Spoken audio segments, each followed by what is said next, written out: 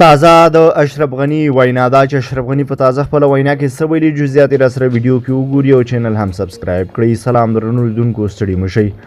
اشرف غنی وایي د وضعیت د بدلون لپاره باید د خلکو جرګې جوړې شي او بدلون باید په یو ملي بحث بدل شي. د افغانستان د وروستي جمهوري دولت وروستي ولسمشر محمد اشرف غنی د کډوالۍ په اړه د غږیزو پوډکاسټونو په څلورم او وروستي پروګرام کې ویلي چې افغانستان ته اوس د یو خطر په سترګه لیدل کېږي چې دغه لیدلوری نه د سیمې د هیوادونو په ګټه دی او نه هم د افغانستان په ګټه دی. نوموړي زیاته کړې د افغانستان د اسیا په زړه کې موقعیت لري او څنګه چې اقبال ویلي د اسیا ثبات او خوشحالي او همدغه راز ستونزې د افغانستان پورې تړلې دي.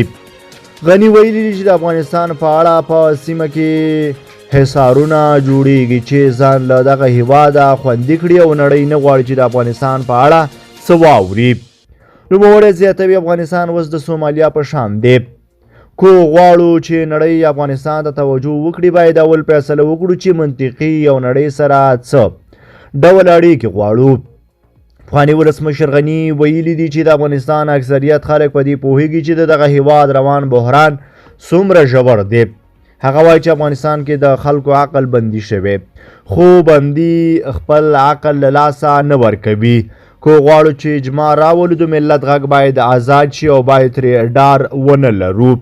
نوموړی وایي چې د افغانستان ملت د جګړې او وینې ستړی دی او نور یې نه غواړي خو تګلاره وحدت غواړي.